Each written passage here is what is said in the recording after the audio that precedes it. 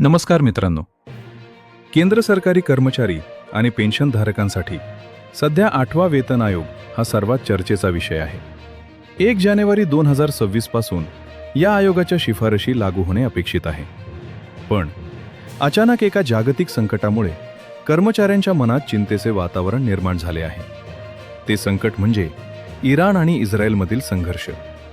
या युद्धामुळे 8व्या वेतन आयोगाला उशीर होणार का? पगारवाढीवर याचा काय परिणाम होईल? चला आजच्या या व्हिडिओमध्ये याचे सविस्तर विश्लेषण करूया.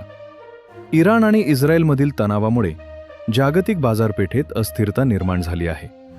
भारत हा कच्च्या तेलासाठी मोठ्या प्रमाणावर आयातीवर अवलंबून आहे. युद्धामुळे तेलाच्या किमती वाढल्यास भारतात वाहतूक खर्च वाढून महागाई वाढण्याची शक्यता असते. जेव्हा महागाई वाढते तेव्हा सरकारला आपल्या वित्तीय तुटीवर फिस्कल डेफिसिट नियंत्रण ठेवणे कठीण जाते. यामुळेच सरकारी कर्मचारी संघटनांमध्ये अशी भीती आहे की सरकार आर्थिक टंचाईचे कारण देऊन वेतन आयोगाच्या अंमलबजावणीला विलंब करू शकते. आता आपण वस्तुस्थिती समजून घेऊया. केंद्र सरकारने आधीच 8व्या वेतन आयोगाच्या स्थापनेची घोषणा केलेली आहे. या आयोगाला आपला अहवाल तयार करण्यासाठी साधारण 18 महिन्यांचा वेळ देण्यात आला आहे. नियमानुसार दर 10 वर्षांनी नवीन वेतन आयोग येतो. 7वा वेतन आयोग 2016 मध्ये आला होता. त्या हिशोबाने 2026 मध्ये नवीन वेतन श्रेणी लागू होणे तांत्रिकदृष्ट्या गरजेचे आहे. सध्या तरी केंद्र सरकारने या टाइमलाईनमध्ये कोणताही बदल करण्याचे अधिकृत संकेत दिलेले नाहीत. कर्मचारी संघटना केवळ वेतन आयोगाचीच वाट पाहत नाहीत, तर त्यांच्या काही प्रमुख मागण्याही आहेत. सर्वात महत्त्वाची मागणी आहे फिटमेंट फॅक्टर.